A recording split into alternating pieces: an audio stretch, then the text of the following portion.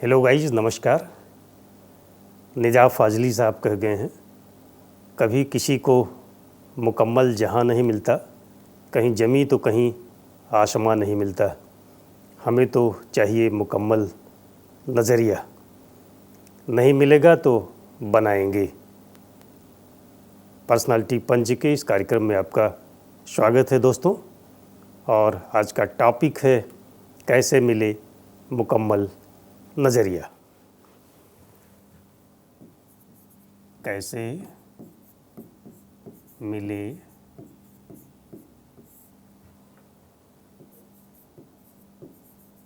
मुकम्मल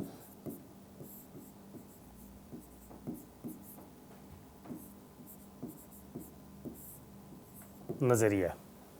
how to develop positive attitude. How to develop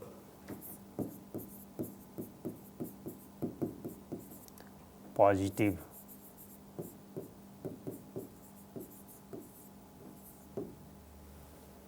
attitude.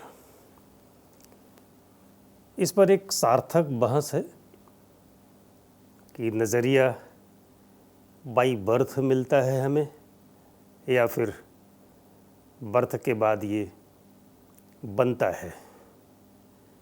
हालांकि कुछ लोगों का कहना है कि एक मिजाजी शख्सियत हम नज़रिए का लेकर के पैदा होते हैं, लेकिन ठीक उसी रेशियो में यह कहने वाले लोग भी हैं कि नज़रिया हम बनाते भी हैं, ये बन भी सकता है। तो आइए आज की ये चर्चा इसी टॉपिक पर होगी। अफ्रीका में एक किसान रहा करता था, हफीज़ नाम था उसका। खुश था और संतुष्ट था। एक दिन एक ज्ञानी पुरुष पधारे और उन्होंने कुछ ऐसी बातें रखी उसके बारे में, हीरे के महत्व को लेकर के। अब बेचैन हो गया हफीज़, नाखुश हो गया। नाखुश इसलिए हो गया कि असंतुष्ट हो गया, असंतुष्ट इसलिए हो गया कि नाखुश हो गया। आखिर ऐसी कौन सी बात हीरे के महत्व को लेकर के कह दिया था उस ज्ञानी पुरुष ने? दरअसल में ज्ञानी पुरुष ने बताया हफीज़ को कि अगर तुम्हारे पास तुम्हारे अंगूठे जितना बड़ा हीरे का टुकड़ा हो तो ये पूरा का पूरा शहर तुम्हारा अपना हो सकता है, और अगर मुट्ठी भर हीरा तुम्हारे पास हो तो शायद सारा का सारा देश तुम्हारा अपना होगा। उस रात नींद नहीं आई हफीज़ को।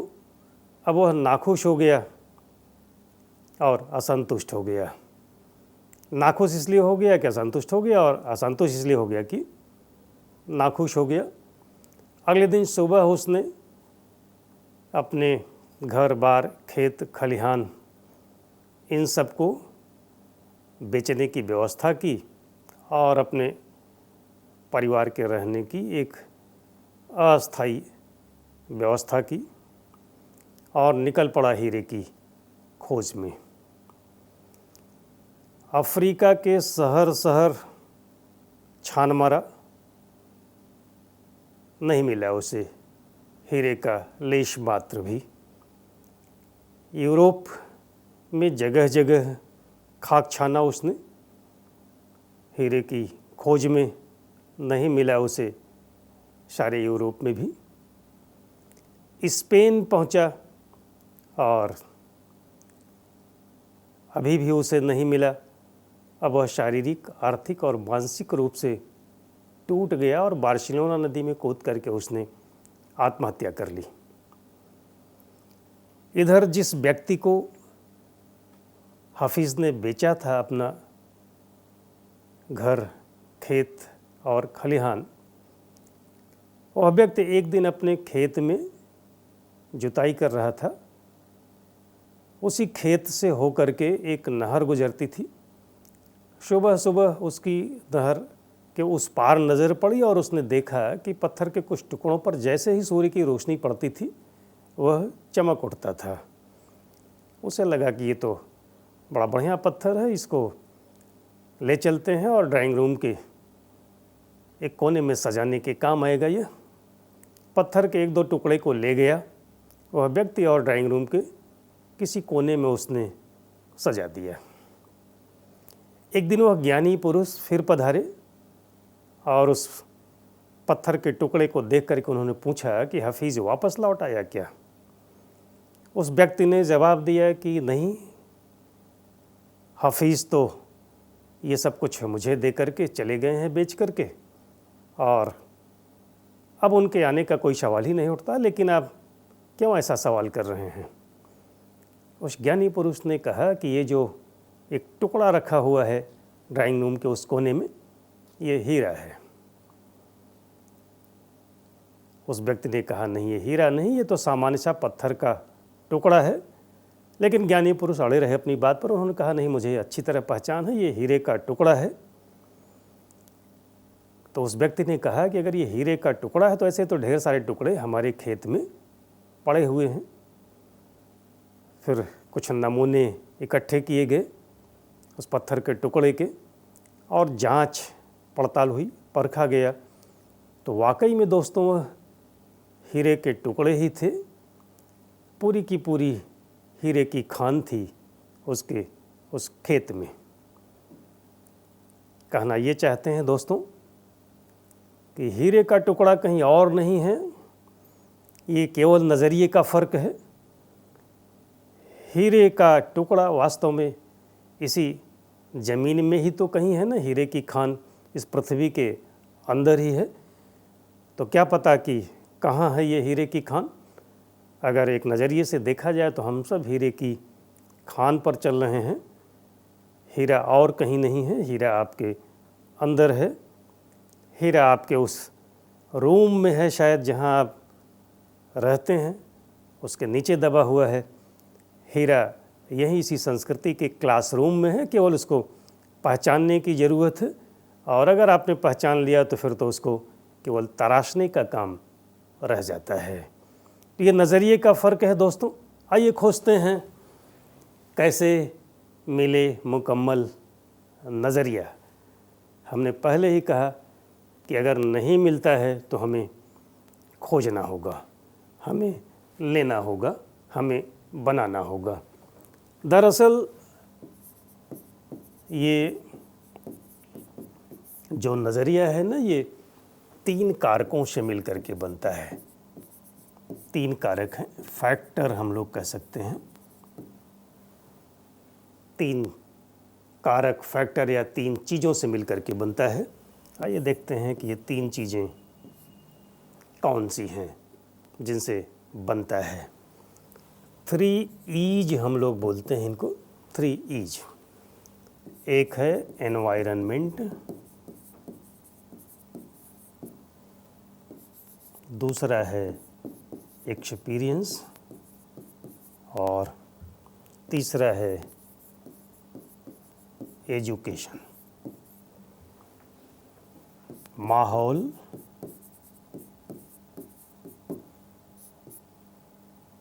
तजर्बा,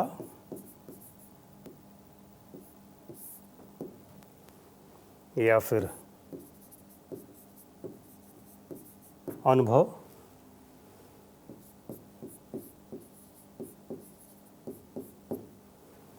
शिक्षा। आज जरा दोस्तों देखते हैं कि एनवायरनमेंट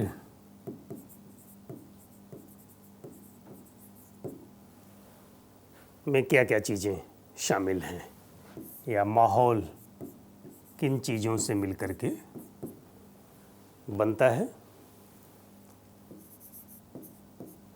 सबसे पहले तो घर की बात करेंगे। Home,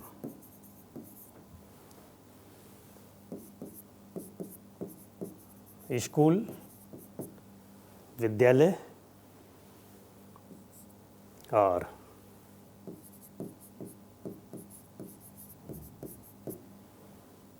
office.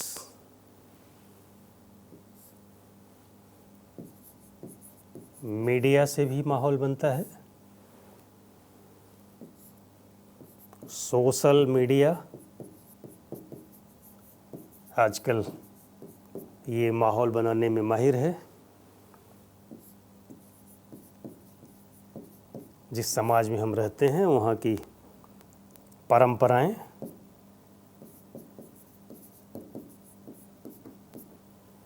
रूढ़ियाँ,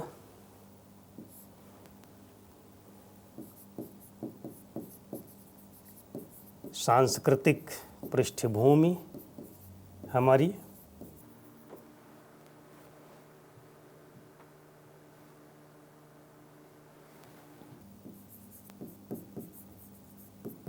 धार्मिक पृष्ठभूमि,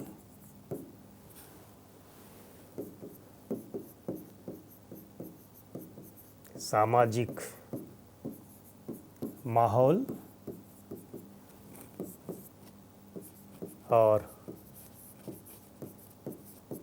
राजनीतिक माहौल, ये सब मिल कर के दोस्तों माहौल बनाते हैं। घर, स्कूल, ऑफिस, मीडिया, घर में परिवार के सदस्य हो गए,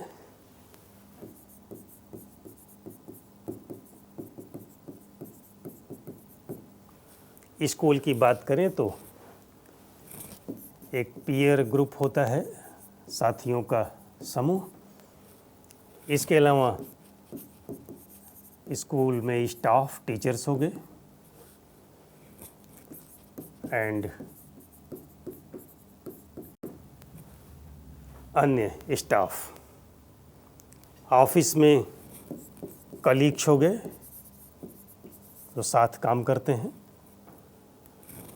और बॉसेज हो गए। मीडिया में अखबार,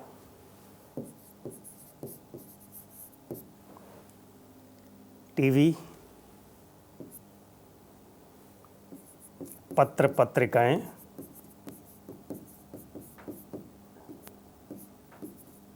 और सिनेमा, फिल्में। सोशल मीडिया में बताने की ज़रूरत नहीं है, सब ज़्यादा आप इसी से परिचित हैं। व्हाट्सएप, फेसबुक, इंस्टाग्राम, ट्विटर, बाकी परंपराएं जो समाज में हैं, हमारी सांस्कृतिक पृष्ठभूमि की संस्कृति में हम पलते बढ़ते हैं, और धार्मिक पृष्ठभूमि हमारी, सामाजिक माहौल और राजनीतिक माहौल, ये सब मिल कर के माहौल बनाते हैं, एनवायरनमेंट बनाते हैं। और डिपेंड करता है कि हम 3 उदाहरण लेते हैं, एक घर का, एक किसी संस्था का, और अगर हम वैश्विक परिप्रेक्ष्य में देखें तो हम देश का उदाहरण ले लेते हैं। आप किसी एक घर में जाइए तो परिवार के सदस्य, माता पिता, उनके बच्चे बिल्कुल वेल बिहेव्ड आपको मिलते हैं। बातचीत करने का सलीका बड़ा प्यारा होता है, विनम्र होते हैं, मृदुभाषी होते हैं। और वहीं आप दूसरे घर में जाइए तो शायद ऐसा माहौल वहाँ आपको दिखाई पड़े कि परिवार के सारे सदस्य कुत्ते और बिल्लियों जैसे लड़ते हुए दिखाई पड़ते हैं। तो जाहिर सी बात है कि जो पहला एग्जाम्पल था घर का, यहाँ जो नज़रिया बनेगा शायद सकारात्मक बनेगा, शायद क्या यकीनन सकारात्मक बनेगा। और यहाँ जो नज़रिया दूसरे वाले घर में बनेगा वह नकारात्मक प्रभाव डालेगा। संस्था में, किसी एक संस्था में आप किसी स्टोर में जाते हैं या फिर किसी इंस्टीट्यूट में जाते हैं, किसी कोचिंग इंस्टीट्यूट में ही जाते हैं, तो आपको दिखाई पड़ता है कि वहाँ के जो स्टाफ हैं, सर्विस स्टाफ हो सकते हैं, या फिर मान लीजिए कि काउंसलिंग के स्टाफ हों, या फिर संस्था के मैनेजर या हेड हों, तो आप पाते हैं कि व्यवहार उनका विनम्र होता है, मिलनसार होता है, वे आपकी हर समस्या का हल सुझाते हैं आपको।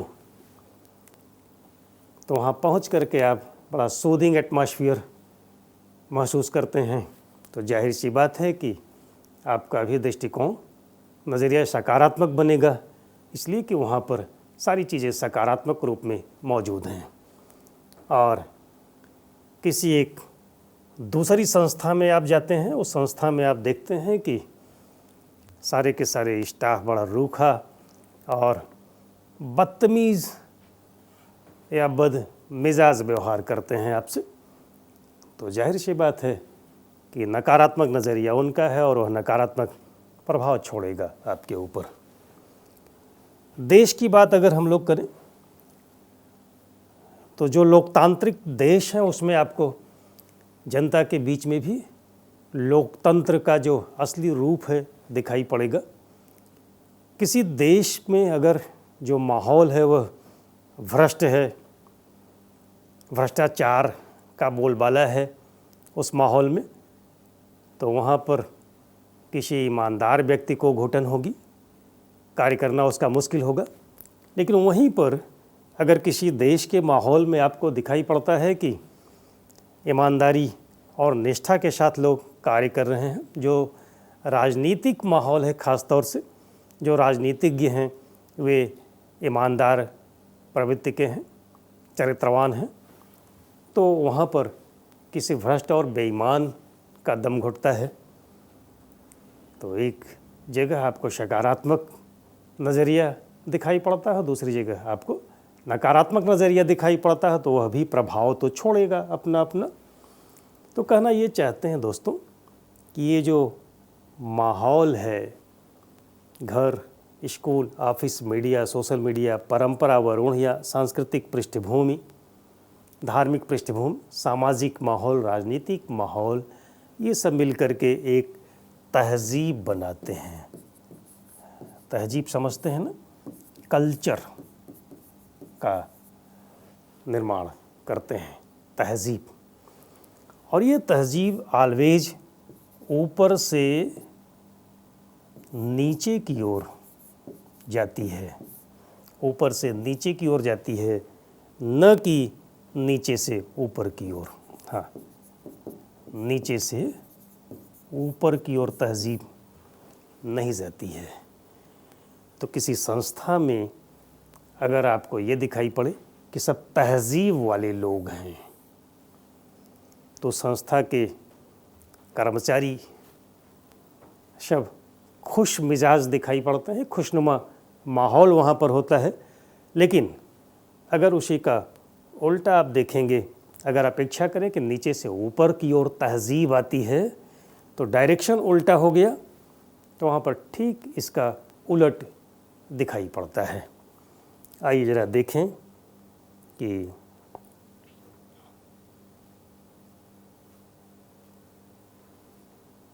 एक्सपीरियंस की बात कर लेते हैं। दूसरा कारक या दूसरा फैक्टर, एक्सपीरियंस या तजर्बा से भी नज़रिए का निर्माण होता है। कैसे?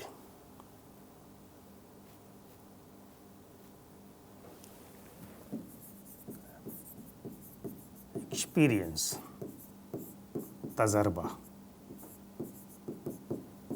आप ऐसे देखें, कभी किसी ऐसे व्यक्ति से मिलें जिसका व्यवहार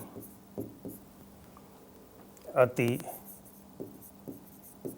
विनम्र हो, वह खुद खुश मिजाज हो। जैसे आप किसी संस्था में लोगों से मिले थे, तो उसका जो इम्पैक्ट बनता है, जो आपको अनुभव मिला, उसको आप आगे जब बढ़ाते हैं तो एक सकारात्मक दृष्टिकोण का निर्माण कर रहे होते हैं। और अगर आपको कुछ ऐसे व्यक्तियों से आपकी मुलाकात हो गई जहाँ पर विनम्रता के स्थान पर दिखाई पड़े गुस्सा खुशमिजाजी की जगह पर दिखाई पड़े, बदमिजाजी, तो उस व्यक्ति के बारे में जो आप इमेज उसकी बनाएंगे वह क्या होगा? नकारात्मक होगा और एक नकारात्मक प्रभाव दिखाई पड़ेगा आपके ऊपर।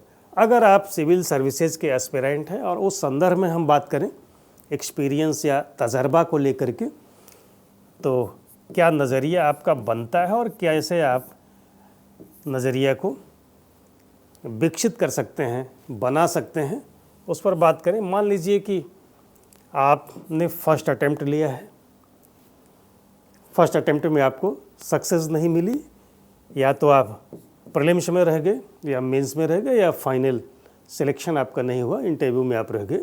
आपने सेकंड अटेम्प्ट लिया। अब सेकंड अटेम्प्ट आपने लिया, फर्स्ट अटेम्प्ट में आपको असफलता मिली। अब अगर आप उस असफलता को रास्ते की बाधा के रूप में लेकर के, यानी उस असफलता को अगर आप नकारात्मक नज़रिए के रूप में लेकर के आगे बढ़ेंगे, तो यहाँ भी आपके जो सफलता के चांसेस हैं वो घट जाते हैं।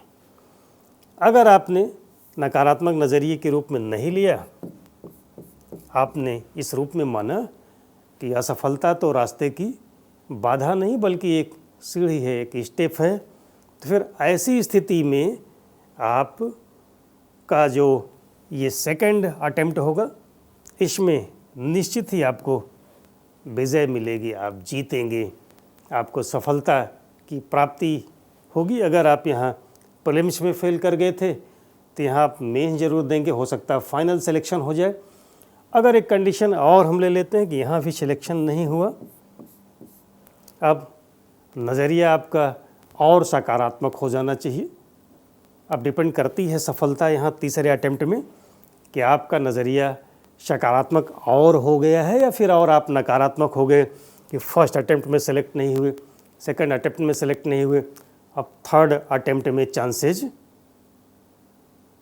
कहीं घट तो नहीं जाएंगे। अगर ये मन में आ गया तो निश्चित रूप से फिर चांसेस घट नहीं जाएंगे, समाप्त हो जाएंगे। लेकिन अगर आपने फिर माना कि चलिए यहाँ असफल हुए थे, एक सीढ़ी एक स्टेप आप चढ़े, यहाँ असफल हुए थे, कुछ एक स्टेप और आप ऊपर चढ़े, अब तो निश्चित रूप से जो फाइनल स्टेप है उसको आप पालेंगे थर्ड अटेम्प्ट में। अब यहाँ भी चांसेस आपको दिखाई पड़ते हैं अनुभव तजर्बे से कि आपका जो नज़रिया है वह सकारात्मक बने या फिर नकारात्मक बने। ये डिपेंड करता है कि आप कैसे शिक्षा पीछे ले चुके हैं। आइए अब तीसरे फैक्टर पर आते हैं दोस्तों। जो तीसरा फैक्टर है आपका वह है शिक्षा। शिक्षा ये भी नज़रिए का निर्माण करता है। शिक्षा की बात की जाए तो दो तरह की शिक्षा, दो तरीके से हमको मिल रही है आजकल हम लोगों को। औपचारिक शिक्षा और दूसरी है अनौपचारिक शिक्षा।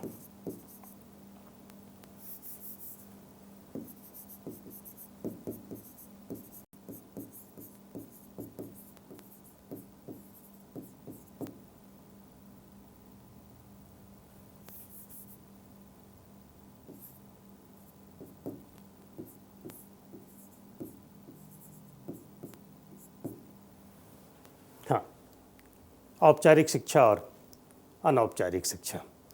औपचारिक शिक्षा प्रायः आप स्कूल कॉलेज से प्राप्त करते हैं और अनौपचारिक शिक्षा घर परिवार,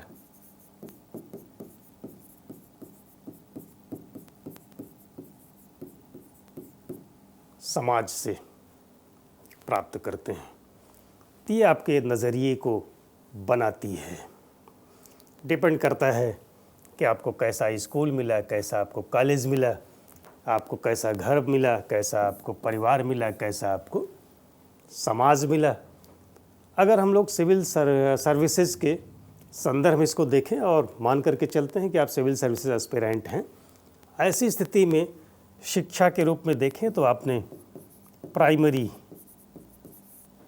शिक्षा प्राप्त की, प्रारंभिक शिक्षा, फिर आपने स्कूल की शिक्षा प्राप्त की, फिर आपने कॉलेज की शिक्षा प्राप्त की, फिर आपने सिविल सर्विसेज,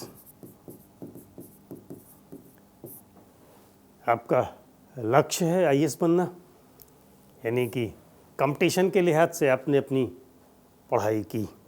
सवाल ये उठता है दोस्त कि आपने पीजी किया, primary, junior high school, intermediate, graduation, post graduation आपने कर लिया। आपने प्रोफेशनल डिग्री हो सकता है कहीं से आपने बीटेक किया हो, आपने हो सकता है कि एमबीए किया हो, आपने हो सकता है कहीं से मेडिकल की डिग्री हासिल की हो, आपने हो सकता है कि लॉ किया हो। आपने पढ़ाई ही तो की, आपने शिक्षा तो प्राप्त किया। हम अगर एक शब्द में कहें तो आपने ज्ञान प्राप्त किया, ढेर सारा नॉलेज आपने एकत्र किया। लेकिन यूपीएससी आपको सीधे आईएएस तो नहीं बना देता है। आप टॉपर रहे स्कूल कॉलेज में, नॉलेज का भरमार है आपके पास।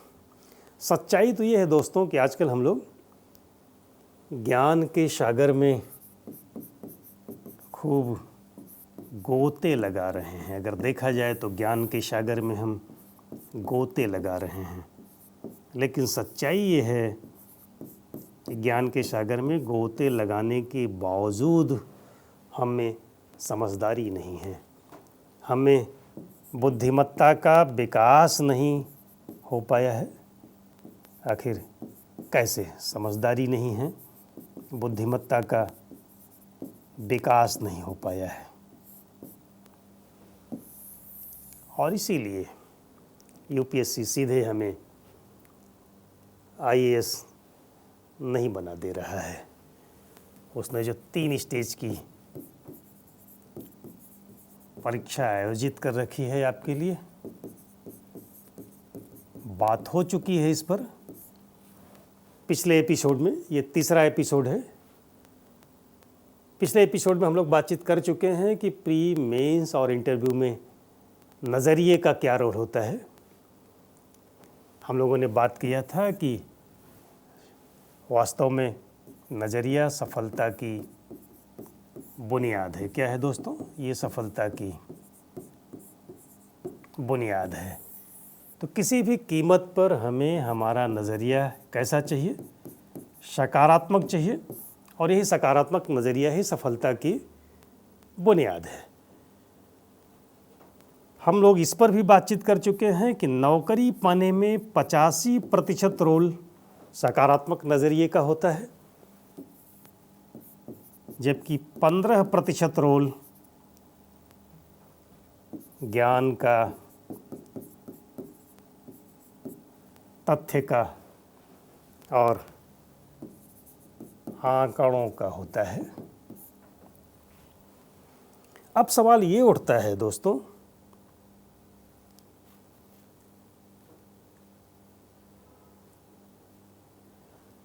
कि अगर एनवायरनमेंट, एक्सपीरियंस और एजुकेशन ने हमें सकारात्मक नज़रिया दे दिया, हमारा नज़रिया इसने सकारात्मक बना दिया, तब तो अच्छी बात है। हम धन्यवाद करें ईश्वर को, हम भाग्यशाली हैं, या फिर कहें कि हमारा सौभाग्य है। लेकिन अगर हमें जो एनवायरनमेंट मिला, हमें जो एक्सपीरियंस मिला, हमें जो एजुकेशन मिला, उससे हमारा नज़रिया सकारात्मक नहीं बना, नकारात्मक बना, तब क्या करना चाहिए? क्या हम अपने नकारात्मक नज़रिए को सकारात्मक नज़रिए में बदल सकते हैं? ये जो मुकम्मल नज़रिए की बात कर रहे हैं ना दोस्तों, मुकम्मल नज़रिया यही वास्तव में सकारात्मक नज़रिया है। कैसे मिले मुकम्मल नज़रिया? कैसे हमारा नज़रिया सकारात्मक हो? तो क्या हम नकारात्मक नज़रिए को मुकम्मल या सकारात्मक नज़रिए में बदल सकते हैं? उत्तर होगा यकीनन बदल सकते हैं।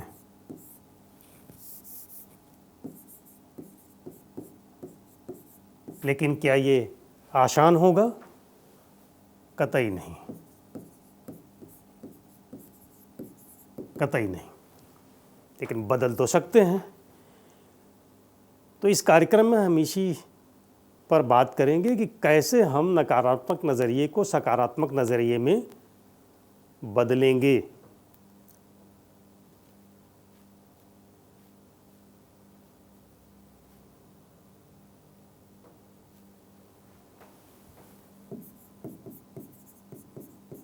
सकारात्मक नज़रिए को कैसे हम नकारात्मक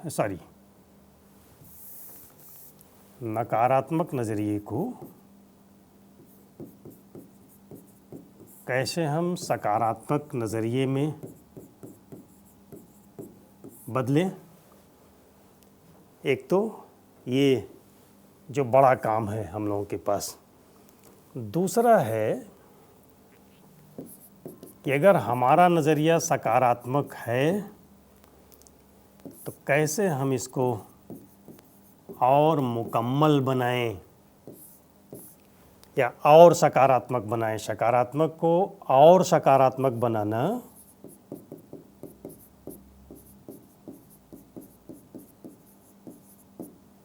हुआ नज़रिए का मुकम्मल बनना।